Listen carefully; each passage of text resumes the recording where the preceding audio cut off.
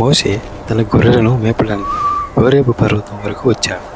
అక్కడ ఆయనకు ఒక పొద మడ్డుచో కనిపించింది, కానీ అది కాలిపోయేది. ఇంతగా ఉందే, దగ్గరికి వెళ్ళి అదేంటో చూద్దామని మోషే అనుకున్నాడు. అలా వెళ్ళేసరికి, దగ్గరికి రావద్దు, నీ చెప్పులు విడువము, నువ్వు నిలబడిన స్థలం పరిశుద్ధమైనదని పొదలో నుండి ఒక స్వరం వినిపించింది. దేవుడే తన దూత ద్వారా అలా మాట్లాడుతున్నాడు కాబట్టి మోషే తన ముఖాన్ని కప్పుకున్నాడు. దేవుడు ఇశ్రాయేలు ప్రజల కష్టాలను చూసి వాళ్ళని విడిపించాలని చూశాడు. కాబట్టి నేను వాళ్ళను విడిపించబోతున్నాను. వాళ్ళను ఐగుప్తు నుండి బయటకు నడిపించడానికి నేను నిన్నే పంపబోతున్నాను అని చెప్పాడు. యెహోవా తన ప్రజలను అందమైన కనాను దేశానికి తీసుకురావాలనుకున్నాడు.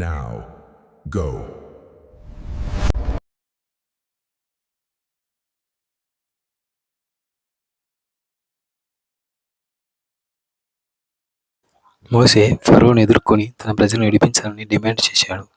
అతను అద్భుతాలు చేసి దేవుని ఆజ్ఞలను పాటించి ఇశ్రాయేలును ఈజిప్ట్ నుండి తరలించాడు. మోషే 40 సంవత్సరాలు ఇశ్రాయేలు ప్రజల నాయకత్వం వహించాడు. వారిని వాగ్దానం భూమిపై నడిపించాడు.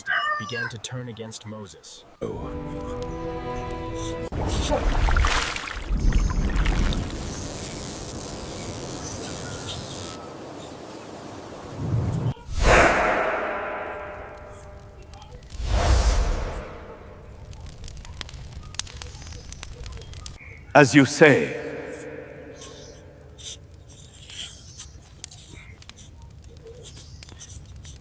were there no graves in Egypt that you have taken us away to die in the wilderness?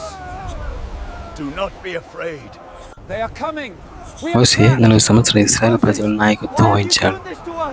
వారిని వాగ్దానం భూమిపై నడిపించాడు. Were there no graves in Egypt? You brought us here to die. Stand firm.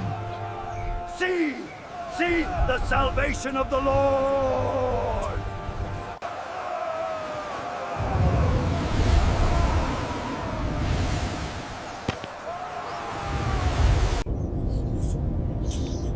మోషే తన చేయి కర్ర పైకెత్తి దేవునికి ప్రార్థించగా సముద్రం 2 పాయలుగా చీనియను 6 నెలల కనపడగా ఇశ్రాయేలు ప్రజలందరూ ఆశ్చర్యంతో ఉండిపోయారు.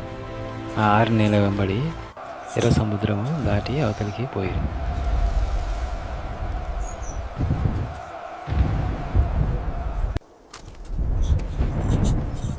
మోషే దేవుని నుండి సీనాయి పర్వతంపై 10 ఆజ్ఞలను అందుకున్నాడు.